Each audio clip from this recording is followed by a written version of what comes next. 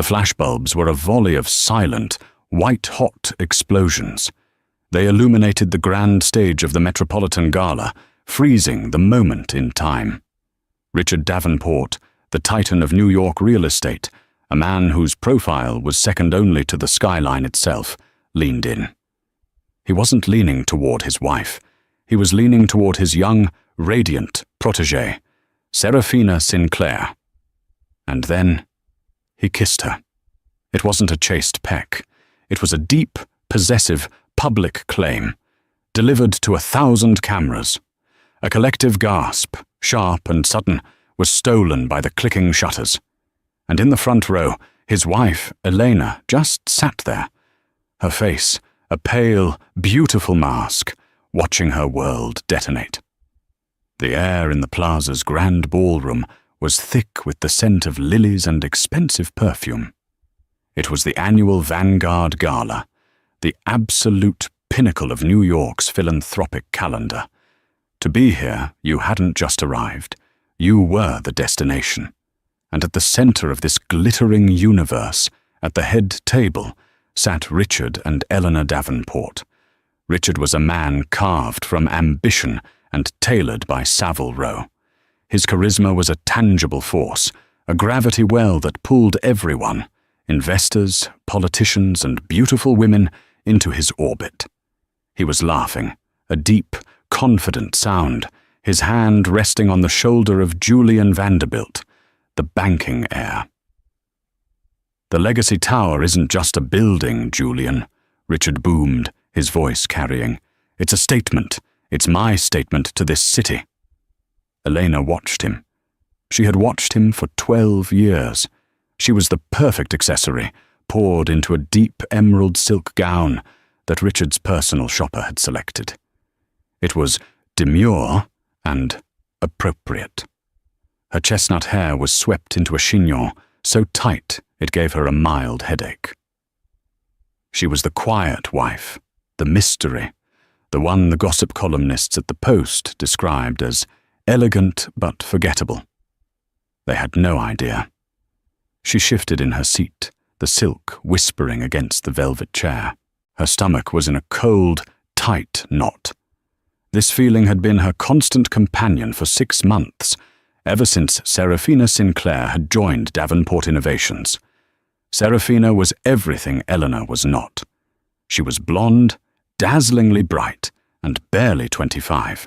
She had been hired as a brand strategist, a vague title that seemed to involve being photographed at Richard's side at every possible opportunity. Tonight, she was seated just 2 seats away, radiant in a crimson dress that left nothing to the imagination. And Richard's eyes, even when he was speaking to Vanderbilt, kept finding her. "Elena, darling," a voice purred beside her. It was Genevieve Beaumont, a society dragon whose husband ran a rival firm. "You look composed. Richard is certainly in high spirits tonight. That new girl, Serafina. Such ambition. She reminds me of a young Richard." The veiled insult landed as intended. Elena forced a small, tight smile. "Richard has always valued ambition, Genevieve. It's what built his empire." "Oh, his empire, of course," Genevieve replied, her eyes glinting. "How wonderful it must be to be so supported." Elena merely sipped her water. The crystal was heavy and cold against her lips. She knew what they all thought, that she was a nobody, a quiet, mousy woman he'd married before he became the Richard Davenport. They thought she clung to him, a beneficiary of his genius. The truth was a heavy, cold secret she'd held for over a decade. Her gaze drifted back to her husband. He was leaning in to hear something Serafina was saying, his head bent low, their proximity intimate and shocking in its casualness. Serafina laughed, placing a perfectly manicured hand on his forearm. It lingered there. Eleanor felt the blood drain from her face. It wasn't just the whispers. It wasn't just the late nights he'd written off as strategy sessions. It was this, the sheer, brazen arrogance of it. Doing this here, in front of Julian Vanderbilt, in front of Genevieve Beaumont, in front of her. A waiter appeared, silent as a phantom, to clear her untouched appetizer plate. She watched him, an anonymous man doing his job, and felt a sudden, sharp pang of envy. The anonymity. The freedom. Richard finally stood, tapping his glass for attention. The room, a sea of diamonds and black ties, slowly quieted. Friends, colleagues, visionaries, he began, his voice amplified by the microphone. He owned the room as he owned everything. Tonight, we celebrate not just philanthropy, but progress. We celebrate the future. Davenport Innovations is proud to announce our new charitable foundation, a $1 billion pledge to reshape the skyline of opportunity for this city's youth. Polite, then thunderous applause. Elena clapped, her hand stinging. She knew this foundation. It had been her idea, a way to channel their immense wealth. He had dismissed it 3 months ago as sentimental nonsense. This company, Richard continued, was built from nothing, from an idea I had in a tiny downtown apartment. It was built on grit, on vision, and on an unrelenting refusal to accept no. Elena's headache tightened. His idea. His grit. She felt the sudden, metallic taste of bitterness in her mouth. She thought of her father, a quiet man who had built Thornton Industrial, a manufacturing empire in the Midwest. A man who had died too young, leaving his 22-year-old daughter, an art history major, with a fortune so vast it terrified her. A fortune she had learned to manage, to grow, and, most importantly, to hide. But no man builds alone, Richard said, smiling that $1 million smile. You need a team. You need people who share the vision. People who aren't afraid to push boundaries. This was it. Elena knew what was coming. He would thank his COO, Harrison Montgomery, an old friend of her father's, and the only other person in this room who knew the truth. He would thank the board. He might, if she was lucky, give her a cursory nod.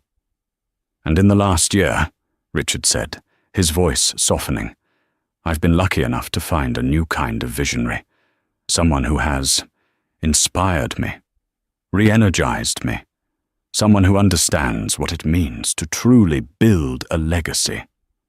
He turned, his arm outstretched, not toward his COO, not toward the board, and certainly not toward his wife. Please join me in welcoming the new face of the Davenport Foundation and the future of our brand, Serafina Sinclair. The room was stunned into momentary silence. This was not just an announcement. It was a coronation. Serafina Sinclair rose from her seat, a picture of feigned humility that fooled no one. The crimson dress seemed to glow under the spotlight that found her instantly. She walked to the stage, not like an employee, but like a queen claiming her throne. Richard took her hand, pulling her to the center. Serafina, he said, his voice full of an emotion that was sickeningly genuine, has shown me what true passion looks like. Eleanor watched, immobile. The ballroom, with its 500 guests, had ceased to exist. There was only the stage, a brightly lit tableau of her humiliation.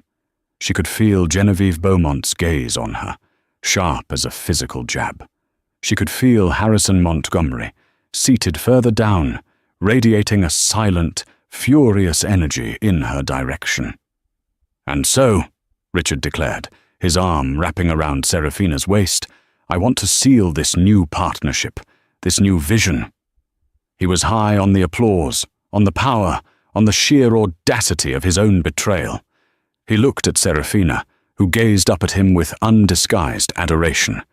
And then he'd leaned in. The kiss. It was the pop, pop, pop of the flashbulbs that broke the spell. A dozen photographers from The Times, The Post, and Vanity Fair had rushed the stage, their lenses capturing the moment that would be on every front page tomorrow. He publicly kissed Mistress at Gala. Richard didn't seem to care. He held the kiss, deepening it, a flagrant act of dominance. Serafina melted into him, her hand coming up to cup his jaw. In the front row, Elena Davenport finally moved. She didn't cry. She didn't scream. She didn't throw her glass of water, which was the only thing she truly wanted to do. Instead, she placed her linen napkin, folded neatly, beside her plate. She felt a strange, cold calm settle over her. It was the calm of a surgeon who has just seen the X-ray and knows with absolute certainty that the limb cannot be saved. The only option left is amputation. The applause that followed was scattered, confused, and nervous. Richard, finally breaking the kiss, held Serafina's hand aloft like a trophy. "The future, ladies and gentlemen!" he shouted. He turned, beaming, and his eyes finally found his wife. He was expecting... what? Tears? A supportive, pained smile? He saw neither. Elena met his gaze across the crowded room. Her expression was utterly blank. It was an emptiness so profound it was more terrifying than rage. She held his gaze for 1, 2, 3 seconds. Then, in a single, fluid motion, she stood up. She didn't run. She didn't storm out. She turned her back to the stage, to her husband, and to the life she had tolerated. She began to walk, her posture perfect, her steps even and unhurried, through the sea of shocked and whispering faces. She walked past Julian Vanderbilt, who looked utterly bewildered.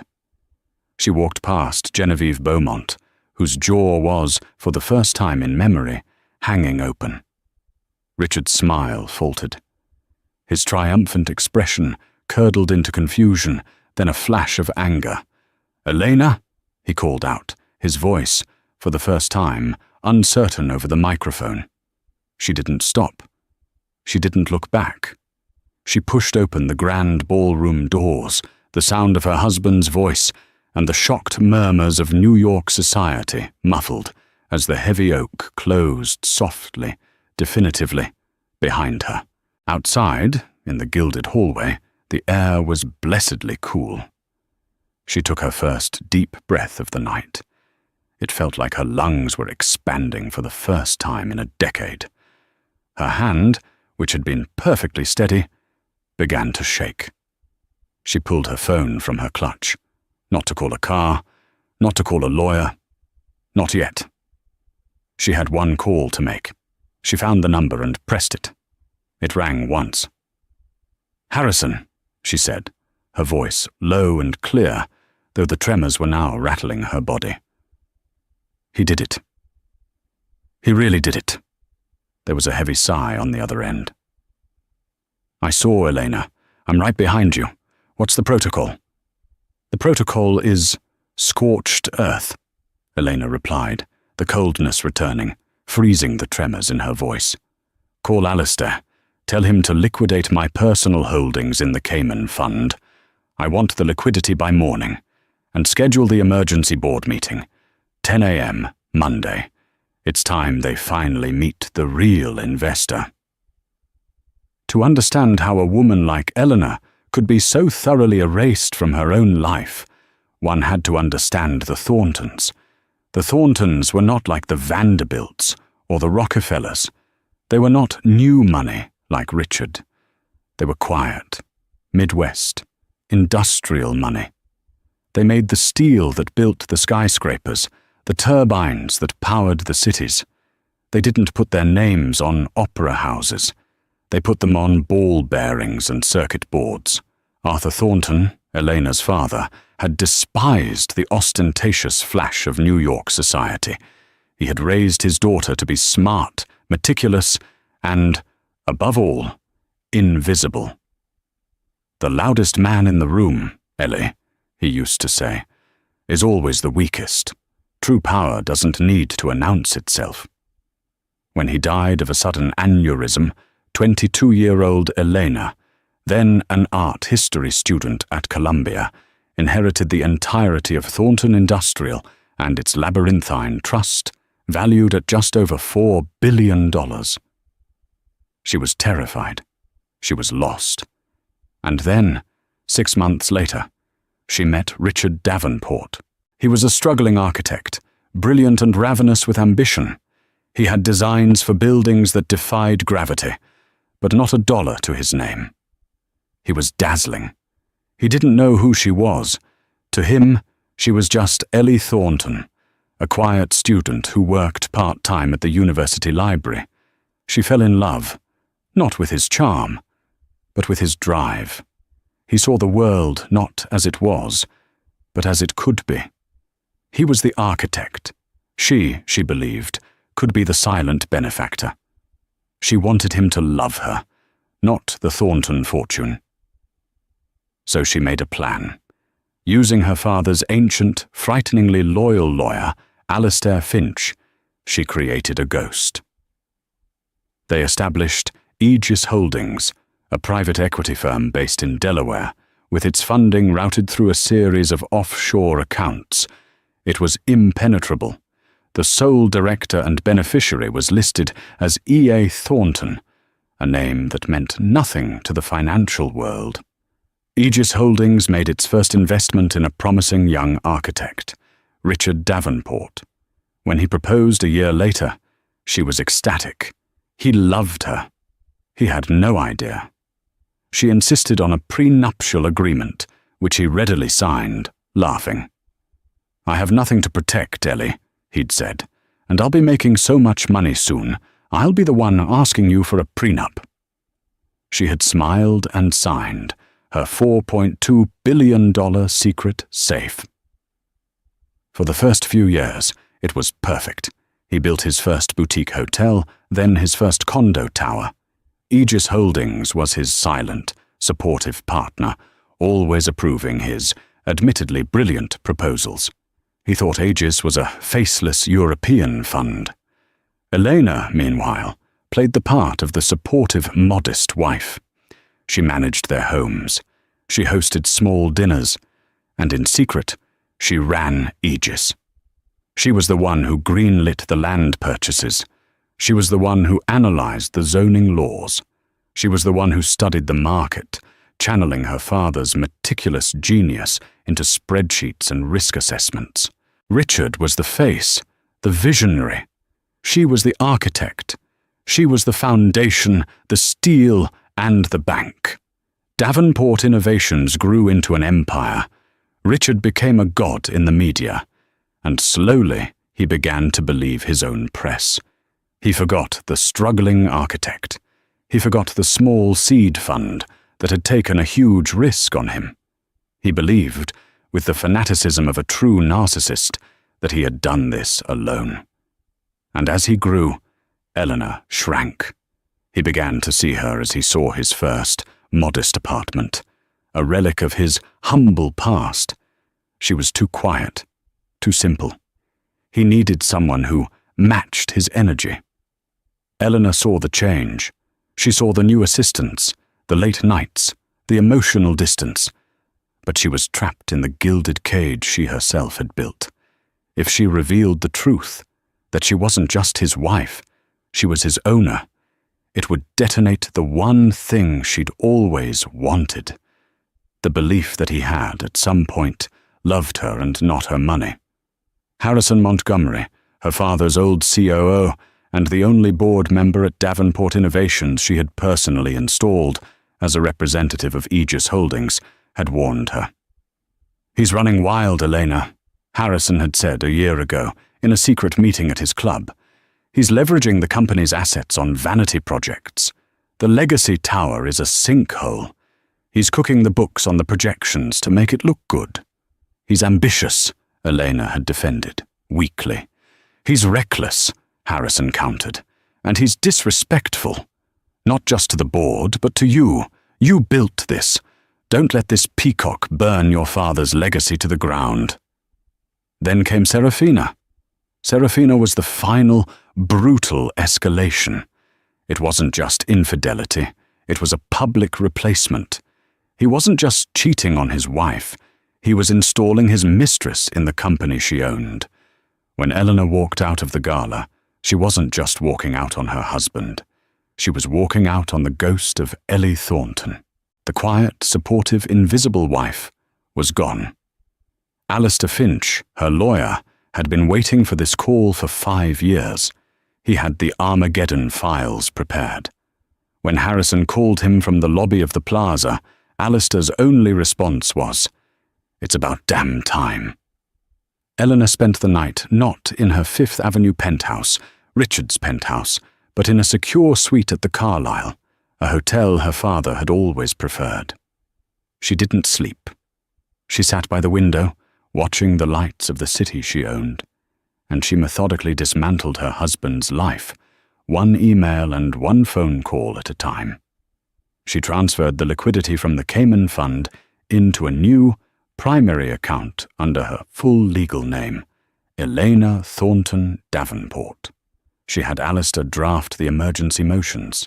She reviewed the final, devastating audit of the Legacy Tower project, proving Richard had been funneling millions into offshore accounts under Serafina Sinclair's name. She had protected him from his own greed for years, quietly covering his mistakes, redirecting funds to mask his failures. No more. The sun rose over Central Park, and Elena, dressed in a simple, severe black dress, drank her first cup of coffee. It tasted like victory. Richard woke up on Monday morning to a splitting headache and a public relations hurricane. His phone was a nuclear bomb of missed calls and texts. The front page of the New York Post was a full-bleed photo of The Kiss, with the headline, "Richard's riches to rags mistress, Davenport ditches wife in Gala shocker." Vanity Fair had an online piece titled, "The Silent Mrs. Davenport Finally Speaks," by walking out. He was furious, not at himself, but at Eleanor. How dare she? How dare she humiliate him by walking out? She was supposed to be the quiet one. She was supposed to sit there, take it, and then they would have a civilized discussion at home. She had made him look like the villain. He stormed through the penthouse, which was eerily quiet. Her closet was half empty. She hadn't taken the designer clothes. She had taken her simple suits, the ones he hated. "Fine," he yelled to the empty apartment. "Fine. You want to fight, Elena? You have no idea who you're messing with." He was fueled by a blinding, narcissistic rage. He truly believed his own legend. He had built this. Aegis Holdings was just a bank, and banks could be replaced. Elena was his wife, and she would be brought to heel. He got to the offices of Davenport Innovations at 8 a.m., snapping at his secretary. "Get me Serafina, and get me legal." Serafina arrived, looking nervous for the first time. "Richard, the press is everywhere. They're calling my family. They're saying awful things." "Let them talk," Richard spat, pulling her into his office. "This is a power play, that's all. Elena is having a little tantrum. We're going to shut it down, today." "How?" "By cutting her off, and by removing her only ally on the board, Harrison Montgomery." Richard paced, his energy vibrating with malice. "He's always been her little spy. He represents Aegis. I'm going to call an emergency meeting, expose him for financial malfeasance. I'll make something up, who cares, and install you in his seat." "On the board?" Serafina's eyes went wide with greed. "On the board," he confirmed. "Aegis holds 60%, yes, but they are a silent partner. They have never voted against me. They vote with the CEO, that's the deal. My 30% plus the other board members' 10% gives me the majority over Montgomery. He's out. You're in. And when Elena comes crawling back, she'll find her allowance cut, and her friend gone." He was so consumed by his own plan that he barely registered his secretary buzzing in. "Sir, you have an email from the office of Alistair Finch on behalf of Aegis Holdings." "What?" Richard snatched the printout. It was a formal notification. An emergency board meeting had been called for 10 a.m. The agenda item: a full audit and review of the Legacy Tower project, and a vote on the removal of Richard Davenport as CEO. Richard laughed. It was a cold, sharp sound. They called my bluff, that old fool Harrison. He thinks he can scare me? He looked at Serafina. He's triggered a war he can't win. Aegis has no standing to remove me. The CEO position is ironclad. He's just embarrassed himself. He tore up the memo. Let's go. I'm going to enjoy firing him to his face. At 9:58 a.m., Richard Davenport strode into the 50th floor boardroom. It was a cathedral of glass and steel, overlooking the city he believed he owned. The board members were already there, a collection of stony-faced men, and one woman, Genevieve Beaumont's sister, who looked terrified. Harrison Montgomery was at one end of the table, looking calm. "Harrison," Richard said, his voice dripping with condescension as he took his seat at the head of the table. "A bold move. Calling a meeting to oust me? Did you forget who I am? Did you forget who signs your checks?" "I know exactly who you are, Richard," Harrison said, his voice even. "And I know exactly who signs the checks. Let's wait for the representative from Aegis Holdings before we begin." Richard scoffed. "Aegis doesn't send reps, they send proxy forms, and they always vote with me. So let's get this over with." The boardroom doors opened. It wasn't a lawyer, it wasn't a banker. It was Eleanor. She was not the woman from the gala. The emerald silk was gone, replaced by a severe, perfectly tailored charcoal grey suit. Her hair was not in a demure chignon. It was pulled back in a tight, powerful ponytail. She carried a leather briefcase. Beside her was a man Richard vaguely recognized, Alistair Finch, a dry-as-dust estate lawyer. Richard's blood ran cold. "Elena, what is this? This is a closed board meeting. You can't be here." Elena didn't look at him. She walked to the empty seat directly opposite him, the one reserved for the primary stakeholder. She sat down. Alistair Finch stood behind her. "Mrs. Davenport," Harrison Montgomery said formally, "thank you for coming on such short notice." "What is going on?" Richard demanded, his voice rising. Elena finally looked at him. Her eyes were not sad or angry.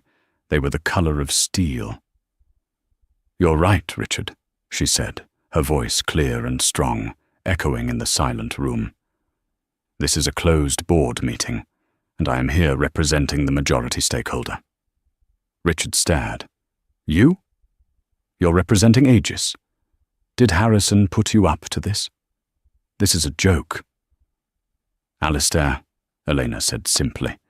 The old lawyer stepped forward and began placing a thick, bound document in front of each board member. "Aegis Holdings," Alistair began, his reedy voice cutting through the tension, "is a private equity firm registered in the state of Delaware. It is, and has been for 12 years, the sole funding entity for the corporation known as Davenport Innovations." "We know this," Richard snapped. "Get to the point." Alistair looked at Richard over the top of his spectacles. "Aegis Holdings controls 60% of the voting stock in this company. Its board of directors consists of one person, the sole managing director, and 100% beneficiary of the Thornton Trust, which is Aegis Holdings." He paused, letting the weight of the word settle. "Ladies and gentlemen of the board," Alistair said, "allow me to formally introduce you to your investor, Mrs. Elena Thornton Davenport." The silence in the boardroom was absolute. It was so quiet that the sound of a single paper shuffling as Genevieve's sister nervously turned a page was like a gunshot.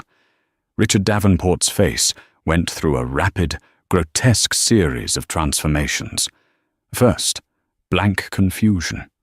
Then, a dawning, sickly comprehension. Then, a dark, purple rage. "You," he whispered, his voice cracking. You? Ellie?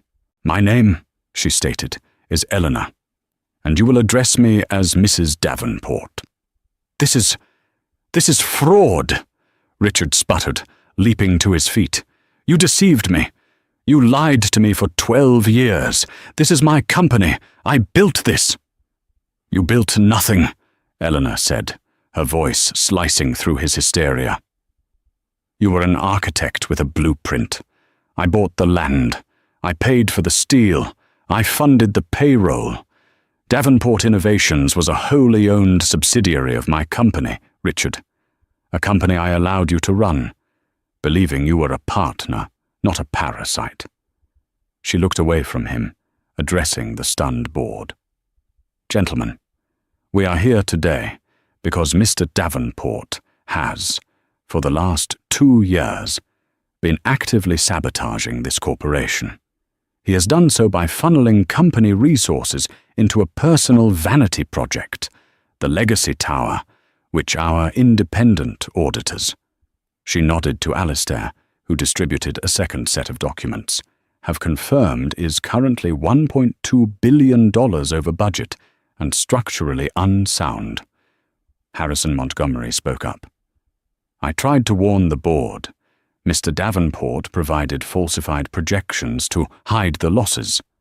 Furthermore, Elena continued, Mr. Davenport has been misappropriating funds for personal use, specifically the transfer of $3 million to an offshore account in the name of Serafina Sinclair, his protégé. Genevieve's sister gasped, her hand flying to her mouth. This is slander, Richard roared, slamming his fists on the table. You housewife, you think you can come in here with these lies? They are not lies, Mr. Davenport. Alistair Finch's voice was sharp.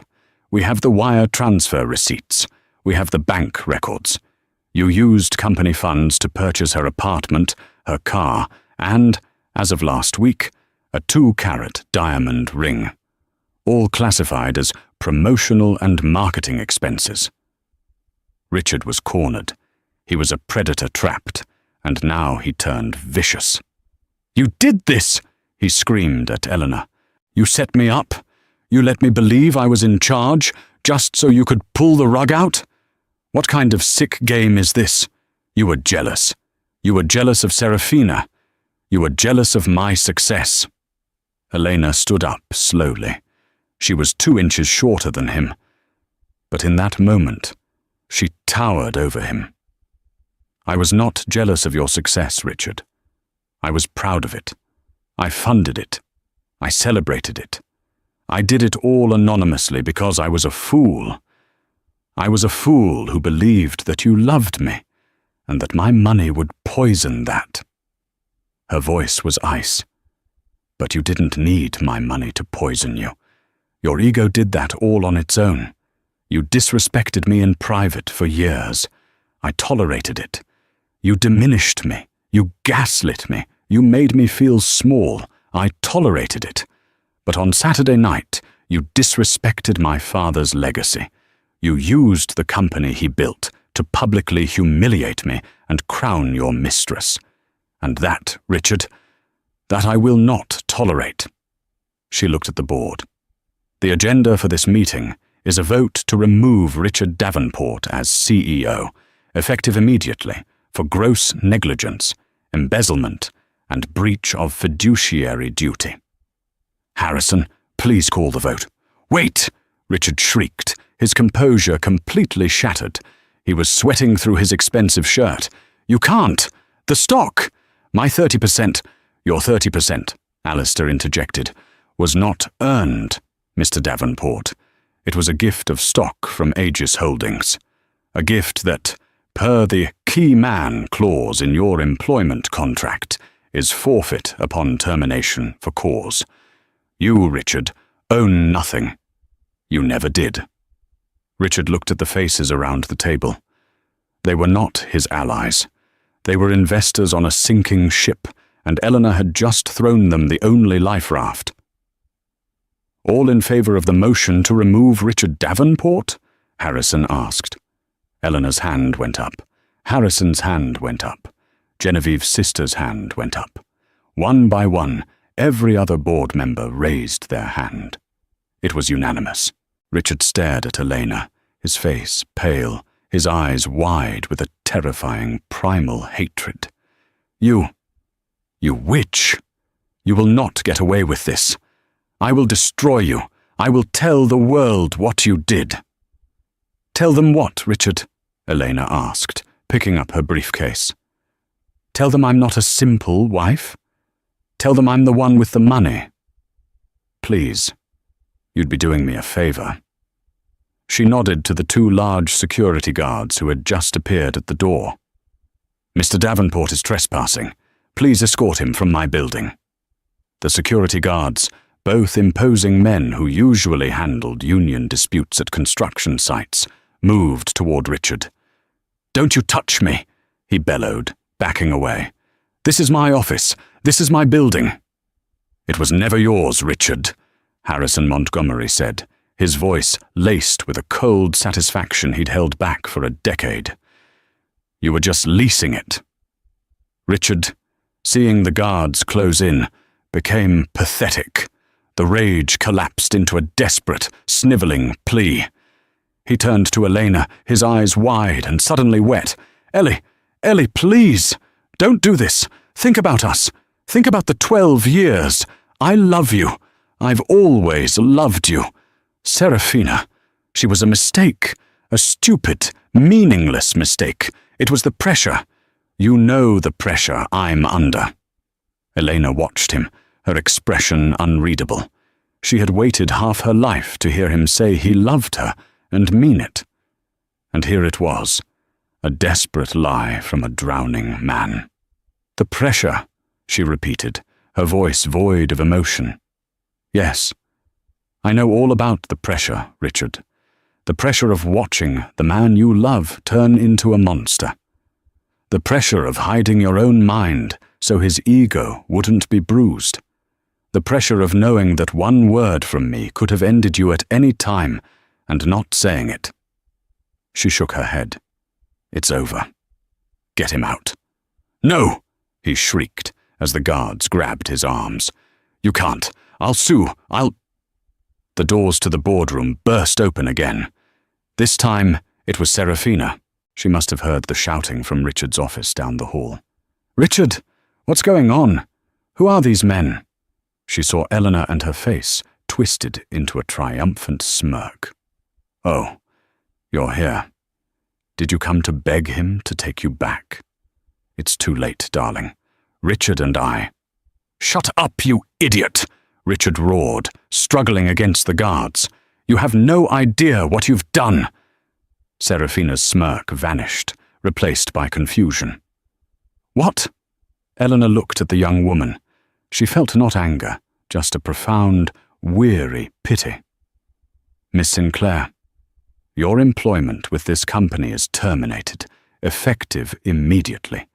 Your corporate accounts have been frozen, and the company-leased apartment on Park Avenue will require you to vacate by 5 p.m. today. You can't fire me, Serafina stammered, looking to Richard for help. Richard, tell her. He can't tell me anything, Miss Sinclair, Elena said. Richard doesn't work here anymore. The color drained from Serafina's face as she finally understood. She wasn't the queen. She was the jester. And the show was over. But the foundation, she whispered. The gala. He promised me. He promised you things that were never his to give, Elena said. She turned to the guards. Get them both out. The commotion was swift. Richard, realizing his pleas were useless, returned to rage. He kicked and swore, a stream of vile insults directed at Elena, at Harrison, at her father. You'll be bankrupt in a year, you stupid. The door slammed shut, cutting him off. The 50th floor boardroom was silent once more. Elena let out a breath she felt she had been holding for 12 years. She sank into the chair at the head of the table. Her chair. The board members were all looking at her, a mixture of awe, fear, and profound respect on their faces. "Well," Genevieve's sister said into the silence. "That was thorough." Elena managed a small, tired smile. "My apologies, ladies and gentlemen. I prefer a quieter style of management. This was an unfortunate but necessary piece of house cleaning." Harrison Montgomery cleared his throat. "The motion carries. Richard Davenport is removed. That leaves the seat of CEO and chairman vacant." He looked at Eleanor. "The board is prepared to accept nominations." Alistair Finch stepped forward. "I nominate Eleanor Thornton Davenport as interim CEO and permanent chairwoman of the board." "Seconded," Harrison said instantly. "All in favour?" Every hand went up. "It's settled then," Harrison said. "Congratulations, Madam Chairwoman." Eleanor looked out the window. The city skyline, her skyline, stretched out before her. The Legacy Tower, half built and shrouded in scaffolding, was a testament to her husband's ego. "Thank you," she said. "Now, if you'll excuse me, I have to call our head of demolition. It's time to tear that building down to the steel and start over. The right way." 3 months later, the sign outside the building didn't say Davenport Innovations. It said simply Thornton Group. The 50th floor office, once a cavern of dark mahogany, black leather, and self-congratulatory portraits of Richard, was now unrecognizable. Elena had gutted it. It was now open, airy, and filled with light, glass, and blueprints for projects that were innovative, sustainable, and above all, profitable. The Legacy Tower scandal had been brutal. The press had a field day with the jilted wife's revenge. Richard, true to his word, had tried to destroy her. He gave scathing interviews, painting her as a manipulative, cold-hearted puppeteer. It backfired, spectacularly. When Alistair Finch, on behalf of the Thornton Group, released the full forensic audit, the embezzlement, the fraud, the offshore accounts in Serafina's name, the narrative shifted. Richard wasn't a victim. He was a con man. Serafina was a laughing stock. Richard was now drowning in lawsuits, not just from the board, but from contractors, lenders, and the SEC. His 30% of the stock was worthless, reabsorbed by the company. He had lost everything. The last Elena had heard, he was living in a rented condo in New Jersey, desperately trying to find a law firm that would take his case. Elena, meanwhile, had become a legend. The silent Mrs. Davenport was silent no more. She was the matriarch of Manhattan, the Thornton Titan. Forbes had put her on the cover, detailing the story of the hidden billion-dollar fortune and the woman who had run an empire from her living room. She sat at her new desk, signing off on the final plans for the salvage tower project. It was being redesigned as a mixed-income housing and green tech incubator. It was a project her father would have been proud of. Harrison Montgomery, now her official COO, knocked and entered. "Madam Chairwoman, the divorce papers. The final decree just came through from the judge." He placed the document on her desk. She looked at it. Davenport versus Davenport. It was done. She was, in the eyes of the law and the world, entirely her own person. "Thank you, Harrison," she said, signing the acknowledgement. "He's contesting the prenup, of course," Harrison said. "He's claiming emotional distress and coercion." Elena laughed. It was a real, genuine laugh. "Let him. Alistair will have fun with that. Send him a check for $1 for services rendered." "Services?" "For 12 years, Elena said. "He was my shadow. He taught me exactly what not to be." "That's worth something." Harrison smiled. "Well, the new architects are here for the 2 p.m. meeting, and Genevieve Beaumont is in the lobby. She's chairing the new foundation committee and wanted to, personally, go over the Gala plans with you." "Send her in, please," Elena said. Genevieve, once her society tormentor, entered the office, her eyes wide. Elena, this room, it's stunning. I like the light, Elena said simply, standing to greet her. We all do, Genevieve said, her voice tinged with a new, genuine respect. We all do. After the meeting, Elena stood alone by the window. She thought back to that night at the gala. The humiliation, the cold knot of fear, the flashbulbs.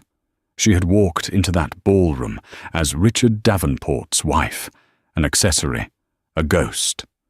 She walked out as Eleanor Thornton. She hadn't wanted this fight. She had never wanted the spotlight. She had only wanted a partner. But Richard, in his infinite arrogance, had given her something else. He had tried to break her. Instead, he had set her free. She looked down at the city. It wasn't just a skyline. It was a canvas. And for the first time in her life, she was holding the brush. She was no longer the silent investor. She was, and always had been, the architect. 6 months after the boardroom coup, the New York winter was giving way to a raw, wet spring. The air at 5:30 a.m. was cold enough to bite, carrying the metallic tang of damp steel and diesel. Elena Thornton Davenport stood on a plywood platform, 4 stories above the ground, looking down into the excavated heart of what had been Richard's legacy tower. The name was gone. The monument to his ego, which had been a half-built skeleton of financial ruin, had been systematically dismantled. Now it was simply the Thornton Commons. She was wearing not a couture gown, but fleece-lined work pants, steel-toed boots caked in mud, and a white hard hat with the simple Thornton logo on the side. Beside her stood Sal Rizzoli, the site foreman, a grizzled bear of a man who had worked on every major skyscraper built in the city for 30 years. He'd been openly skeptical of her. The wind shear report came in for the upper terraces, Sal said, his voice a gravelly rumble. He pointed to a section of the blueprint unrolled on a makeshift table. The engineers at Arup say we need to reinforce the glass panels with a 30mm laminate. That's another $2 million, and it puts us 2 weeks behind. Elena didn't look at the cost analysis. She looked at the raw engineering data. She traced the lines of the wind flow diagram, her gloved finger stopping on an azimuth calculation. They're compensating for the downdraft from one Vanderbilt, she said, her voice clear in the morning quiet. But they didn't account for the Venturi effect from the new J.P. Morgan Tower. The wind is going to accelerate between the buildings, not just flow around them. Look at this. She pulled a red marker from her pocket and drew 2 new arrows on the plan. The pressure won't be on the face of the glass. It'll be on the mounting bolts. A 30mm laminate won't matter if the entire panel is ripped from the anchoring. Sal stared at the drawing, his bushy eyebrows climbing his forehead. He ran the numbers in his head, his lips moving silently. Holy hell, he breathed, looking at her with a completely new expression. You're right. We don't need thicker glass.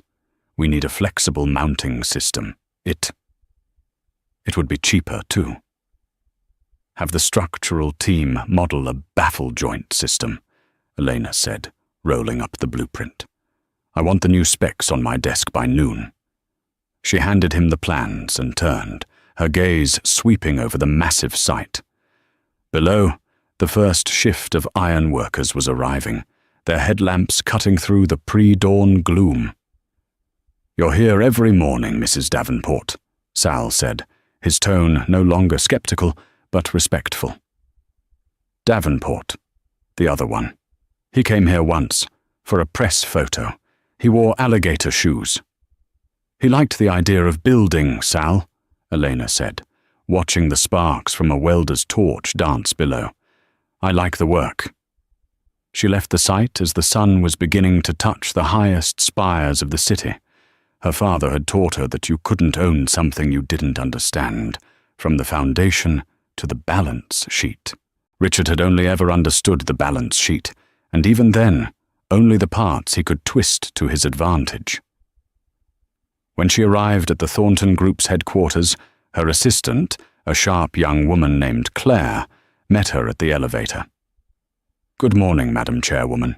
Your 9 a.m. with the new architectural leads is confirmed. The 11 a.m. is with Alistair Finch regarding the final asset seizure from Mr. Davenport's remaining accounts. And there is an unscheduled matter." "What is it?" Elena asked, shedding her heavy coat. "A woman is in the lobby. She says her name is Seraphina Sinclair. She refuses to leave. She says she will wait all day. She looks—" Claire hesitated. "She looks unwell." Elena paused, her hand on her office door. The name was a jolt, a ghost from a life that felt like it belonged to someone else. The crimson dress, the triumphant smile, the kiss that had shattered her world and, paradoxically, rebuilt it. She felt a flash of the old, cold anger. Her first instinct was to have security remove her. It would be just. But Eleanor was no longer the woman ruled by instinct and injury. She was the woman who checked the engineering. 5 minutes, Elena said. "Send her in, and then call security to wait on the floor. And Claire, bring 2 coffees, 1 black, 1 with cream and sugar." "Yes, Madam Chairwoman." Elena walked into her office, the vast, light-filled space, and stood by the window, her back to the door. She heard it open. She heard the soft, hesitant footsteps. "Hello, Seraphina." She turned. The woman standing in the middle of her Persian rug was a wraith. The brilliant blonde hair was now a dull, brassy color, tied back in a knot. The radiant confidence was gone, replaced by a hollow-eyed desperation. She was thin, her jeans and faded sweater hanging off her. She was clutching a worn-out handbag as if it were a life raft. Claire entered, placed the 2 coffees on the table, and left, the door clicking shut. You look good, Elena," Seraphina whispered. Her voice was raw. "You did not come here to compliment me." "You have 4 minutes," Elena said, her voice not unkind, but firm. Seraphina flinched. She looked at the coffee. "You remembered. Cream and sugar. You ordered it at every dinner. What do you want?" Tears immediately welled in Seraphina's eyes, and she scrubbed them away angrily. I'm not here to ask for money. I know you won't give me any, and I'm not here to apologize for him. I was stupid. I know that. I believed him. I believed I was the next one, the one who was different." She laughed, a short, bitter sound. "He bankrupted me. The second the board voted, he drained that offshore account you found. He told me it was for his legal fees, to protect us. Then he disappeared. The press, the lawyers, they're suing me. They say I was a co-conspirator, that I knew about the embezzlement." "Did you?" Elena asked, her gaze steady. I knew he was putting money aside," Seraphina admitted, her voice dropping. I thought it was what rich people did. I didn't know it was fraud. I didn't know it was your money.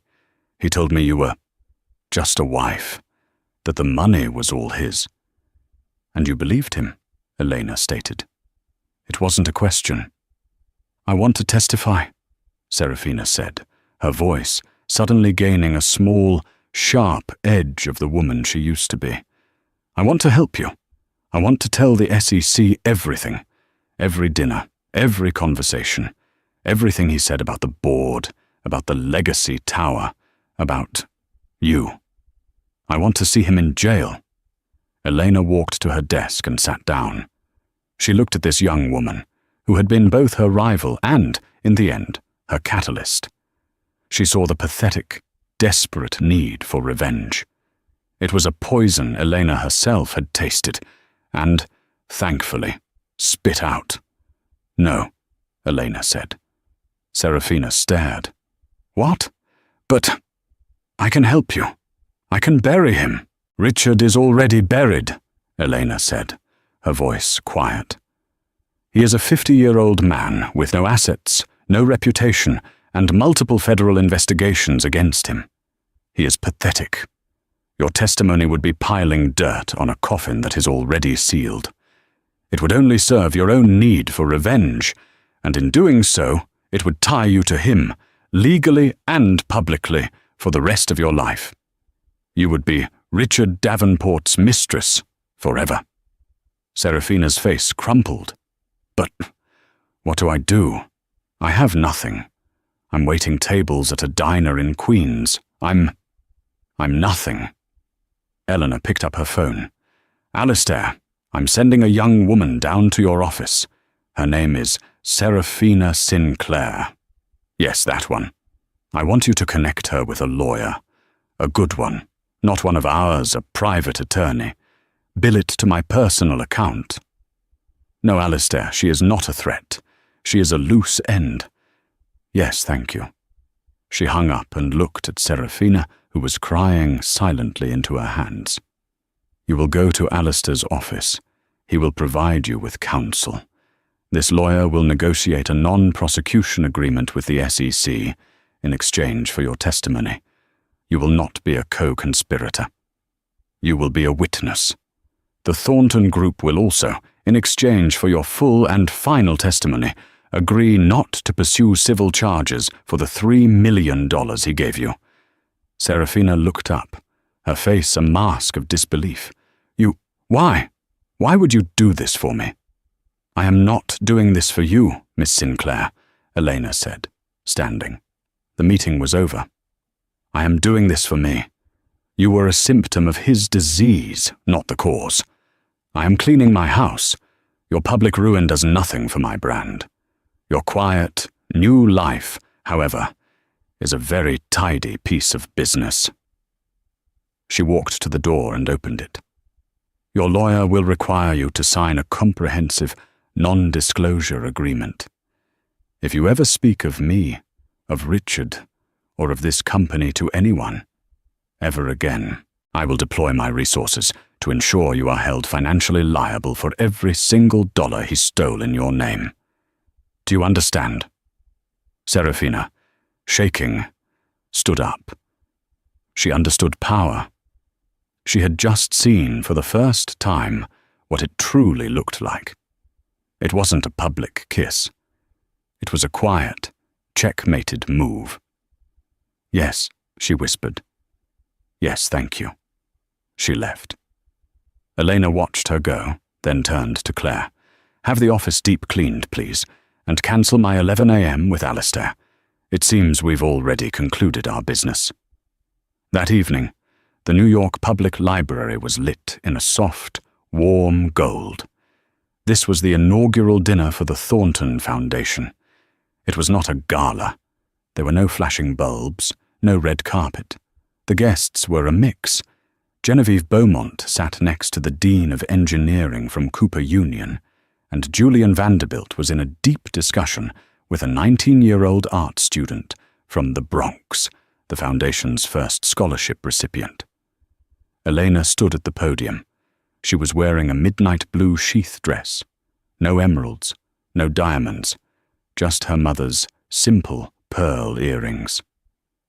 "My father, Arthur Thornton," she began, her voice steady and warm, filling the Astor Hall, "used to say that legacy wasn't what you built. It was what you left. For years I misunderstood him. I thought he meant the steel, the stock, the company, the assets." She smiled, a genuine, easy smile. But he didn't. He meant the impact. A building can be torn down, a stock can fall, but an idea, an opportunity, that is a blueprint that can be used forever. The Thornton Foundation isn't here to build monuments to ourselves. We are here to invest in architects, the architects of our future. She spoke for 10 minutes, her speech flowing not from a script, but from a place of deep, settled conviction. When she finished, the applause was not the polite, scattered claps of a society event. It was deep, sustained, and real. Later, Harrison found her standing alone, looking at the ceiling of the reading room. "That was a hell of a speech, boss," he said, handing her a glass of champagne. "I meant every word," she said, taking it. "I know." He clinked his glass against hers. "I've been thinking about what to say to you. I worked for your father for 30 years. He was a brilliant man, a good man, but he was cautious. He built walls to protect his legacy. He was afraid of the world." He looked at her, his eyes shining. "You, Elena, you're not afraid. You're tearing down the walls and building bridges. He would be so damn proud of you." Elena felt a warmth in her chest, an old, cold tightness finally unspooling. She looked out over the room, the mix of old money and new ideas, the energy, the potential. Richard had tried to steal her company. He had tried to steal her name. But he had, in his blind arrogance, given her the one thing she never knew she was missing, her voice. This wasn't a new chapter. It wasn't revenge. It was resurrection. And Eleanor Thornton, the architect of her own life, was finally, truly, ready to build. The story of Elena Davenport is a brutal, shocking, and ultimately empowering reminder that the quietest person in the room is often the most powerful. She didn't just reclaim her life, she reclaimed her name, her legacy, and her identity. But what do you think? Was Eleanor's decade of silence a necessary protection or a mistake that allowed a monster to grow? What would you have done if you were in her shoes? Let me know your thoughts in the comments below. This kind of drama, a story of betrayal and unbelievable revenge, is happening in real life every day, hidden behind closed doors. If you were captivated by Elena's journey from a silent wife to a titan of industry, please don't forget to hit that like button. It truly helps the channel. Share this video with anyone who loves a story of justice being served, and most importantly, hit subscribe and ring that notification bell. You won't want to miss the next story we uncover.